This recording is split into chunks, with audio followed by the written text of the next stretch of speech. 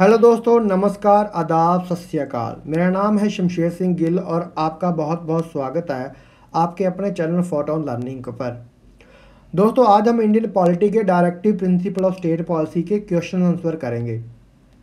देखिए दोस्तों, last class के अंदर हमने directive principle of state policy को कॉन्सेप्ट वाइज पढ़ा था कि directive principle of state policy होता क्या है। हमने DPSP यानी directive principle of state policy को 3 पार्ट के अंदर क्लासीफाई किया था: सोशलिस्टिक प्रिंसिपल, गांधीयन प्रिंसिपल और लिबरल इंटेलेक्चुअल प्रिंसिपल।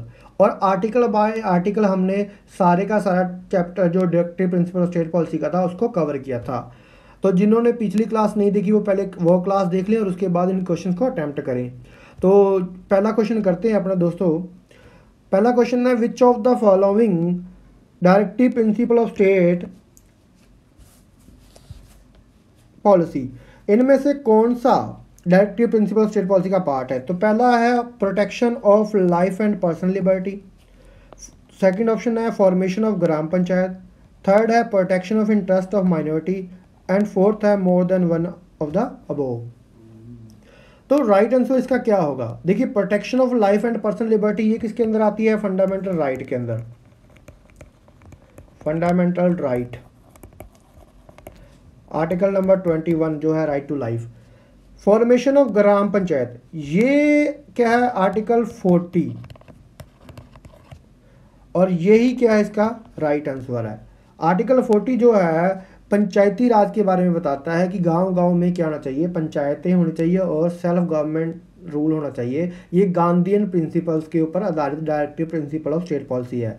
तो और जो थर्ड ऑप्शन है protection of interest of minority, ये भी एक फंडामेंटल राइट है। आर्टिकल 29 और 30 इसके बारे में बताते हैं। तो राइट आंसर क्या होगा? Option B, formation of the gram panchayat, self government at grass root. अगला क्वेश्चन करते हैं, the ideal of welfare state in the Indian constitution enshrined in the. Option है preamble, directive principle of state policy, fundamental right और fundamental duty.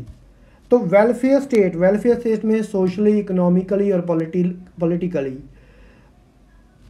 लोगों का विकास होना। तो वो किस में कहा गया? हमने कल पढ़ा था directive principle of state policy. देखिए, प्रेम्बल के अंदर सोशल, इकोनॉमिक और पॉलिटिकल जस्टिस की बात की गई है, लेकिन वहाँ पे वेलफेयर नाम का कोई वर्ड यूज नहीं हुआ। Directive principle of state policy के अंदर पब्लिक वेलफेयर की बात की गई है। जिस directive principle of state policy एक तरह का इंस्ट्रूमेंट ऑफ इंस्ट्रक्शन है जो गवर्नमेंट को पॉलिसी बनाने के लिए इंस्ट्रक्शन देता है कि आपको जब भी पॉलिसी बनानी है तो directive principle of state policy को ध्यान में रखा जाएगा, तो जो लोगों के वेलफेयर के लिए कोई पॉलिसी बने। सो प्रीएम्बल नहीं है और राइट आंसर क्या होगा इसका? B, directive principle state policy. Fundamental right जो है वो पॉलिटिकल डेमोक्रेसी की बात करते हैं और फंडामेंटल ड्यूटी एक सिटीजन को कि एक नेशन के प्रति क्या क्या ड्यूटी होनी चाहिए वो बताता है आर्टिकल 51A के तहत। क्वेश्चन नंबर 3 देखते हैं, the directive principles of state policy is a check which is paid on banks convenience. पहले इस लाइंस को समझने की जरूरत है कि इसका क्या कहने का मतलब है। बैंक के पास जब पैसा हो तभी वो चेक को क्या करेगा? पे करेगा। ये है एक तरह का एग्जाम्पल है। अब देखिए, DPSP का काम क्या है? डायरेक्टिव प्रिंसिपल स्टेट पॉलिसी क्या करती है? एक इंस्ट्रूमेंट ऑफ इंस्ट्रक्शन है जिसके बेसिस पे कोई पॉलिसीज या कोई भी जो गवर्नमेंट है लोगों के वेलफेयर के लिए स्कीम लेके आती है, कोई भी लॉ पास करती है। अब देखिए, वेलफेयर कब होगा? जब गवर्नमेंट के पास अपने संसाधन होंगे, जब गवर्नमेंट को लगेगा।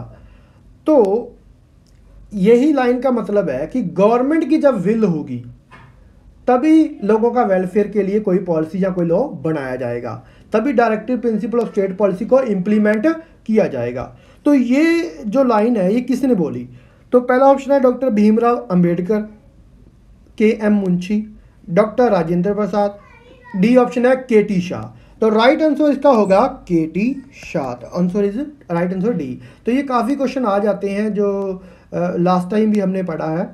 तो ऐसे क्वेश्चन आ जाते हैं किसने किस फंडामेंटल राइट को क्या बोला है, directive principle state of policy को क्या बोला है, जैसे प्रीएम्बल को क्या बोला है। तो ये स्टेटमेंट बेस्ड क्वेश्चन आते रहते हैं। नेक्स्ट क्वेश्चन करते हैं, question number 4, which of the following was not added to the DPSP यानी directive principle of state policy by the 42nd amendment of the constitution. इनमें से कौन सा ऐड नहीं किया गया? तो protection of children youth from exploitation, equal justice and free legal aid, uniform civil code, participation of workers in the management of industry. तो जो यूनिफॉर्म सिविल कोड था वो तो शुरू से ही है, आर्टिकल 44 जब से कॉन्स्टिट्यूशन बना है तब से यूनिफॉर्म सिविल कोड है। बाकी के बाकी सारे जितने भी इनमें से जैसे equal justice and free legal add article 39A है, तो ये सारे के सारे बाद में अमेंडमेंट के थ्रू ऐड किए गए हैं। तो नेक्स्ट क्वेश्चन करते हैं, question number 5, how are the directive principles of state policy different from the fundamental right. अब डायरेक्टिव प्रिंसिपल और फंडामेंटल राइट को कंपैरिजन करते हैं, इनमें से क्या, इनमें मेजर डिफरेंसेस क्या है। तो पहला है ऑप्शन, फॉर्मर यानी directive principal is for union government and later for the state government. क्या ऐसा प्रावधान है? नहीं, क्योंकि यूनियन गवर्नमेंट और स्टेट गवर्नमेंट दोनों के लिए डायरेक्टिव प्रिंसिपल्स हैं, दोनों के लिए क्या है, फंडामेंटल राइट है। दोनों ऐसी पॉलिसी नहीं बना सकते जो फंडामेंटल राइट का वायलेशन करे, और दोनों को directive principle of state policy के तहत ही चलना होता है। Question number option number B क्या है, former is a part of constitution where latter is not. दोनों क्या है, कॉन्स्टिट्यूशन का पार्ट है, including preamble is also a part of the constitution. C option क्या, directive principle are not enforceable whereas fundamental rights can be enforce. तो right answer क्या होगा, सी होगा। इसका मतलब क्या है, डायरेक्टिव प्रिंसिपल नॉट इन्फोर्सेबल का मतलब कि अगर directive principle of state policy के ऊपर कोई गवर्नमेंट या कोई स्टेट काम नहीं कर रहा, तो इसका मतलब ये नहीं है कि हम इसको कोर्ट के अंदर चैलेंज करें और कोर्ट उसको जजमेंट के थ्रू लागू करवाए। फंडामेंटल राइट का कहीं अगर वायलेशन होता है तो हम आर्टिकल 32 के तहत सुप्रीम कोर्ट और आर्टिकल 226 के तहत हाई कोर्ट जा सकते हैं। तो ये फंडामेंटल राइट को प्रोटेक्ट करते हैं। फंडामेंटल राइट आर इन्फोर्सेबल और जस्टिसेबल, और directive principle are not enforceable not justiciable. So right answer is सी।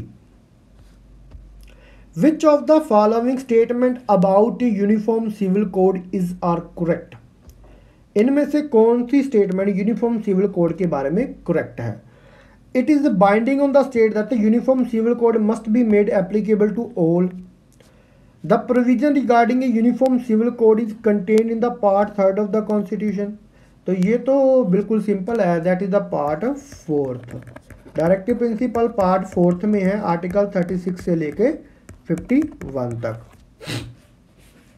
तो पहली स्टेटमेंट देखते हैं, it is binding on the state. No, binding की स्टेट की विल पे डिपेंड करता है। अगर स्टेट चाहे तो यूनिफॉर्म, स्टेट का मतलब central government, state government, public authorities, ये सारी। तो स्टेट अगर चाहे यूनिफॉर्म सिविल कोड को लागू करना तो वो लगा सकते हैं, वो कर सकते हैं, अगर वो विल पे है, उनके ऊपर कोई भी बाइंडिंग नहीं है। इसलिए बहुत बार पिटीशन डाली जाती है सुप्रीम कोर्ट के अंदर कि पूरे इंडिया के अंदर, throughout the territory of India, uniform civil code को लगाया जाए। यूनिफॉर्म सिविल कोड में क्या क्या आ जाता है कि जैसे पर्सनल लॉ है, मैरिज है, डाइवोर्स है, अडॉप्शन है, ये सारे लॉ। तो यूनिफॉर्मिटी लाने के लिए कई बार पिटीशन डालेंगे, लेकिन सुप्रीम कोर्ट ये हमेशा ये कह देता है कि ये मेरी अथॉरिटी के अंदर नहीं है, ये विल ऑफ द गवर्नमेंट है। सो गवर्नमेंट चाहे इसको लागू करे चाहे ना करे। तो क्वेश्चन नंबर 7 करते हैं, with respect to directive principles of state policy, which one of the following pair is not correctly matched? To secure a just and human condition of work and maternity leave, Article 42. To organize village panchayat as a unit of self-government, Article 40. To secure the improvement of public health and provision of intoxicating drinks and drugs which are injurious to the health, Article 47. To protect all the monuments of historic interest and national importance, Article 50. तो इनमें से बताइए कौन सा correctly match नहीं है। तो नहीं वाला है इसमें, तो आर्टिकल 42 ये बिल्कुल सही है। To secure a just and human condition work and maternity leave, to organise village panchayat है, unit of self, article 40 Gandhist philosophy है। To secure the improvement of public health and provision of intoxicated drink and drugs which are injurious to health, article 47 ये भी बिल्कुल सही है, ये भी Gandhian principal पे आधारित है। To protect all the monument of historic interest and national importance, this is article 50, this is the wrong statement, ये आर्टिकल 49 के तहत है। तो देखिए आर्टिकल 49 कहता है the state shell protect every monument और प्लेस ऑफ आर्टिस्टिक और हिस्टोरिकल इंटरेस्ट, स्टेट की ये ड्यूटी है जितने भी मोन्यूमेंट है हिस्टोरिकल इंपॉर्टेंस की उनकी प्रोटेक्शन करना। आर्टिकल 50 क्या कहता है, the state shall take step to separate judiciary from the executive in the public service of the state, judiciary को स्टेट से जुडिशरी को एग्जीक्यूटिव से अलग अलग रखा जाए दोनों को, ये आर्टिकल 50 के तहत स्टेट की जिम्मेदारी है। सो राइट आंसर क्या होगा इसका, ऑप्शन डी, क्योंकि नॉट करेक्ट पूछा गया था। क्वेश्चन नंबर 8 करते हैं, to directive the principle of to the directive principle of state policy contained in the constitution और not enforceable by any court yet they are. देखिए जो directive principle of state policy जो है वो enforceable नहीं है किसी कोर्ट के अंदर भी, कोर्ट के अंदर इसको चैलेंज नहीं किया जा सकता, फिर भी वो क्या है, बाइंडिंग ऑन द स्टेट है। जब पहला ऑप्शन है fundamental in the governance of the country, second option है binding on the state, third option है enforceable at the instance of president of India, और डी है superior to the fundamental right. देखिए इसका राइट आंसर क्या होगा, इसका right answer होगा A, fundamental in the governance of the country. भी कंट्री की जो गवर्नमेंट है उसको उसके लिए फंडामेंटल ही है, उसको ये लागू जरूर ही करना चाहिए जैसे जैसे टाइम आएगा। तो फंडामेंटल राइट बाइंडिंग तो नहीं है, इन्फोर्सेबल बाय प्रेसिडेंट भी नहीं है, तो इसका राइट आंसर क्या होगा, और superior to the fundamental right ये भी नहीं है। अगर डायरेक्टिव प्रिंसिपल स्टेट पॉलिसी और फंडामेंटल राइट किसी पॉइंट पे आके क्लैश कर रहे हैं तो फंडामेंटल राइट ही सुपीरियर माना जाएगा, और ये आगे हम क्वेश्चन में भी करेंगे कौन सा केस है वो, इसलिए मैंने अभी यहाँ पे एक्सप्लेन नहीं किया, आगे नेक्स्ट क्वेश्चन में करेंगे। तो fundamental in the governance of the country का मतलब क्या है कि स्टेट की ये जिम्मेवारी है, नैतिक तौर पे मॉरल ऑब्लाइजेशन है कि जिसके अंदर गवर्नमेंट को ऐसी पॉलिसी बनाओ जिसके अंदर लोगों का वेलफेयर हो, तो एक तरह से fundamental in the governance of the country, ये आर्टिकल 37 के तहत है। नेक्स्ट क्वेश्चन करते हैं, question number 9, which of the following is are the among directive principle of state policy, the state shall strive to promote science and technology for the development, the state shall endeavor to secure for the citizen a uniform civil code throughout the India, the state shall try to develop population policy and family planning programs, the state shall take steps to promote tourism। तो इनके अंदर right option क्या होगा, क्या first and third statement, option देखिए second and fourth, only second, या all are correct. तो right answer इसका क्या होगा दोस्तों, राइट आंसर होगा ओनली 2। देखिए the state shall strive to promote science and technology for the development, agriculture के अंदर डेवलपमेंट के लिए डायरेक्टिव प्रिंसिपल स्टेट पॉलिसी में दिया गया कि ऐसी ऐसी तकनीक लेके आओ जो एग्रीकल्चर को बढ़ावा दे, लेकिन पूरी डेवलपमेंट के ऊपर साइंस ऐसा कुछ नहीं दिया गया। तो यूनिफॉर्म सिविल कोड की तो बात कही कि ये throughout this India, so only option 2। और देखिए population policy and family planning programme ऐसा भी कोई प्रावधान नहीं दिया गया हुआ, the state shall take step to promote tourism ऐसा भी नहीं है। तो डायरेक्टिव प्रिंसिपल स्टेट पॉलिसी के अंदर ओनली ऑप्शन 2 देख लेते हैं अपन।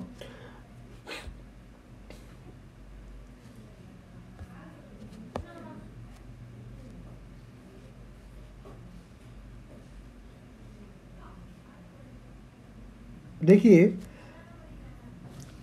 Article liberal intellectual, the state shall endeavour to secure for the citizen a uniform civil code throughout the territory of India, यही दे रखा है।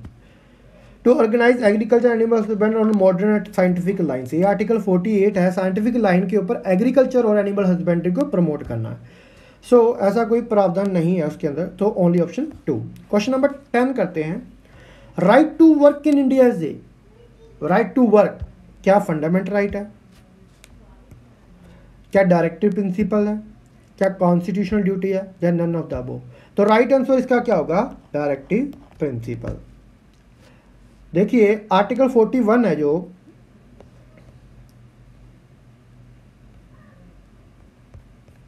सोशलिस्टिक प्रिंसिपल के अंदर आर्टिकल 41 है, to secure the right to work to education public assistance the case of unemployment old age sickness and disability.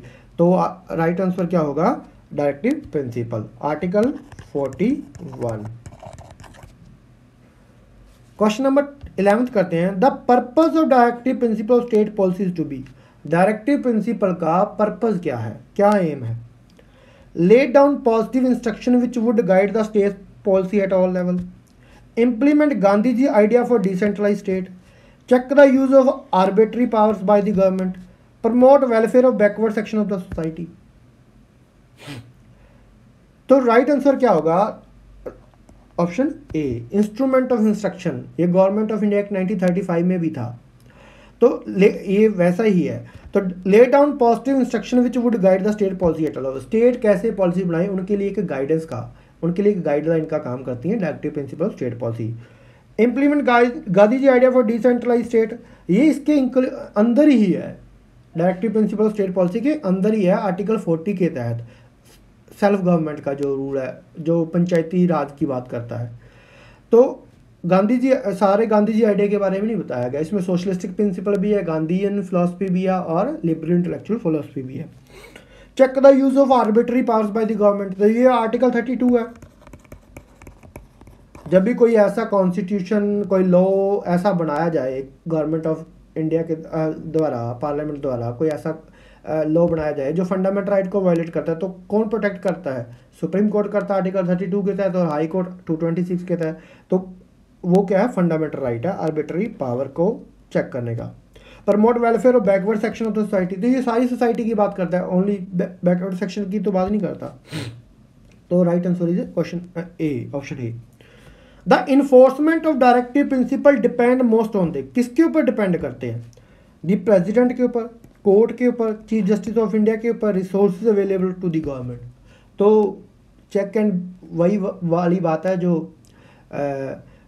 Check paid by the bank on its convenience. So ये resources जब उसके पास available होंगे state के पास, तभी वो कोई policy बनाएगा। अब बहुत सारी अभी ज़रूरत है एजुकेशन की है, बहुत सारी पॉलिसीज बनाने की अभी भी ज़रूरत है। तो अगर स्टेट के पास वही रिसोर्सेज होंगे तभी वो state directive principle state policy को इम्प्लीमेंट कर पाएगा। और यही रीज़न भी है directive principle of state policy को इन्फोर्सेबल ना बनाने का, क्योंकि जब आज़ादी हुई थी तो आज़ादी के वक्त बहुत ज़्यादा गरीबी, बहुत ज़्यादा भूखमरी, बहुत ज़्यादा, क्योंकि नए नए आज़ाद हुए थे तो हमारे पास सोर्सेज की बहुत कमी थी। तो गवर्नमेंट के ऊपर अगर ऐसा enforceable justiciable directive principle state policy बना देते तो गवर्नमेंट के ऊपर एक पब्लिक प्रेशर बन जाता, गवर्नमेंट को हर कोई सुप्रीम कोर्ट, हाई कोर्ट यहीं पे ले फिरता। तो इसलिए उसको नॉन जस्टिसेबल और इन्फोर्सेबल, नॉट इन्फोर्सेबल बनाया गया, क्योंकि रिसोर्सेज पे बहुत ज़्यादा डिपेंड करता है किसी गवर्नमेंट का लोगों के लिए वेलफेयर के लिए काम करना। सो नेक्स्ट क्वेश्चन करते हैं, question number 13। Under the directive principles of state policy, up to what age of children they are expecting to provide free and compulsory education? Question number 13 देखते हैं, under the directive principle of state policy, up to what age of children they are expecting to provide free and compulsory education? Option है 6 year, option है 6 year, 15 year, 16 year और 18 year. Right answer है इसका 6 year, up to 6 year. देखिए constitutional amendment act हुआ था 86 constitutional amendment act, जिसके तहत जो article 21A fundamental right to education बनाया गया, राइट टू एजुकेशन, उसके अंदर अर्ली एजुकेशन को फंडामेंटल राइट बना दिया गया था 6 ईयर से लेकर 14 ईयर तक। और आर्टिकल 45 को पहले ये 14 ईयर तक होता था, बाद में 14 ईयर से कम करके 6 ईयर तक directive principle of state policy बना दिया गया। तो इसका आंसर क्या होगा? 6 year. A political equality is found in, political equality is found in the absence of privileges, equal distribution of wealth, universe adult suffrage, the rationality of individual. तो right answer इसका क्या है? सिंपल है, universe adult suffrage. देखिए vote डालने का अधिकार है, इलेक्शन में खड़ने का अधिकार है, ये क्या है? पॉलिटिकल इक्वालिटी तो है। सो नेक्स्ट क्वेश्चन करते हैं, which of the following is not the aim to establish the directive principle of state policy? इनमें से कौन सा एम नहीं है?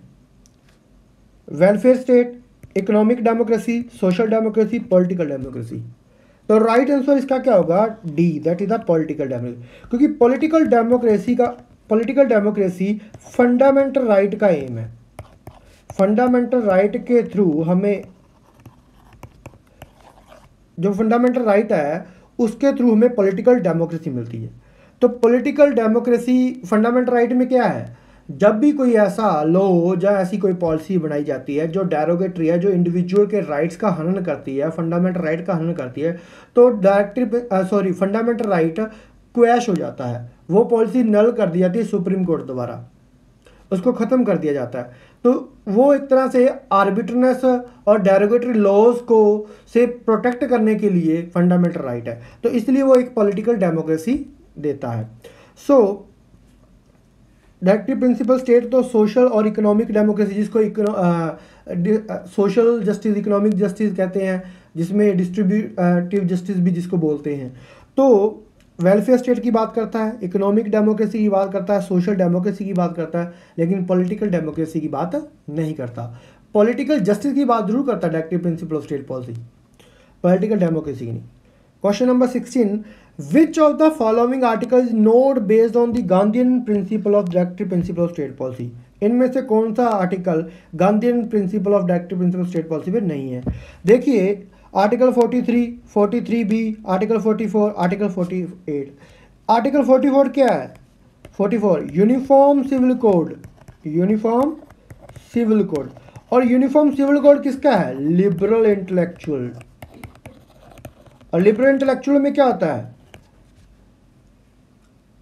पर्सनल राइट्स, इंडिविजुअल के राइट्स। तो ये आर्टिकल 44 इनमें से गांधीयन प्रिंसिपल नहीं है। अब देख लेते हैं कौन कौन से प्रिंसिपल गांधीयन प्रिंसिपल हैं। Article 40, the state shall take steps to organise village panchayat as unit of self government, that is the Gandhian principle. The state shall endeavour to promote cottage industry on the village and cooperative base in the rural area, article 43। To promote voluntary formation, autonomous functioning, democratic control and professional management, cooperative society, 43B। Cooperative society अब constitutional bodies भी हैं 97th constitutional amendment act 2011 के तहत। Article 46 क्या है?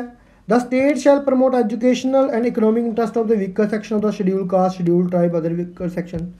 The state shall take steps to improve public health, article 47। Prohibit consumption of intoxicating drinks and drugs that are injurious to health, article 48। To prohibit the slaughter of cows calf. ये क्या है? Gandhian principles है।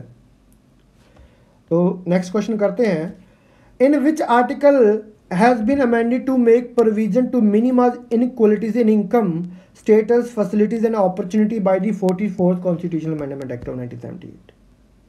44th constitutional amendment act के through किस में amendment किया गया था ये प्रोविजन डालने के लिए? Minimise inequalities in income, status, facility and opportunity, that is article 38। so देख लेते हैं हम। The state shall strive to promote the welfare of people by securing and promoting a secure order by ensuring social, economic and political thereby minimize the inequalities in the income, status and facility of opportunity। ये article 38 है और इसके अंदर 44th constitutional amendment act से डाला गया। Article 39A के तहत क्या? To provide free legal aid to the poor. 43A के the state shall take step to secure the participation of workers in the management of industry. So next question करते हैं, which of the following article was added by 97th constitutional amendment act 2011? 97th constitutional amendment cooperative society के बारे में बात करता है, तो इसका राइट आंसर क्या होगा? 43B। देखिए 43B क्या कहता था? To promote voluntary formation, autonomous function, democratic control, professional management, cooperative society. तो 43B कॉन्स्टिट्यूशन 97th अमेंडमेंट के तहत हुआ है और इसके तहत जो कोऑपरेटिव सोसाइटी हैं वो कॉन्स्टिट्यूशनल बॉडीज भी बन गई हैं। Question number 19, in which judgement supreme court rule that in case of conflict between fundamental and directive principle the funda right would prevail? जब दो डायरेक्टिव डीपीएसपी और फंडामेंटल राइट के बीच कन्फ्लिक्ट हो जाएगा तो कौन प्रिवेल करेगा? फंडामेंटल राइट करेगा। तो इनमें से कौन सा केस था वो? गोलकनाथ के Champakam Dorai Rajan case, Golaknath case, Kesavananda Bharati case Minerva मिलकर, इसका राइट आंसर है ए, चंपाकम दुराई रंजन केस 1951 में। Question number 20, which article of Indian constitution related to the Indian foreign policy. Foreign policy के ऊपर कौन सा आर्टिकल है? Article 380, article 49, article 50, question article 51। तो राइट आंसर क्या होगा? आर्टिकल 51। 51 क्या करता है? फॉरेन पॉलिसी के बारे में, डिप्लोमेसी के बारे में बताता है। तो ये हमने क्वेश्चन कर ली हैं 20, और आपकी रिवीजन भी, होप आपको ये 20 क्वेश्चन अच्छे लगे होंगे और आपकी सारी की सारी डायरेक्टिव प्रिंसिपल स्टेट पॉलिसी की रिवीजन भी होगी और आपको पता भी लग गया होगा कि एग्ज़ाम के अंदर कैसे क्वेश्चंस आते हैं। सॉरी डिस्टर्बेंस के लिए। So thank you so much. और नेक्स्ट वीडियो के अंदर हम मिलते हैं, फंडामेंटल ड्यूटीज़ को पढ़ेंगे और उसके बाद हम साथ में उसके 20 क्वेश्चन या जितने भी उसके क्वेश्चन पढ़ेंगे, क्योंकि वो छोटा सा टॉपिक है तो 10 या 12 क्वेश्चन जितने भी बनते हैं हम फंडामेंटल ड्यूटीज़ के ऊपर क्वेश्चन करेंगे। सो नेक्स्ट मिलते हैं नेक्स्ट वीडियो के अंदर। Thank you so much.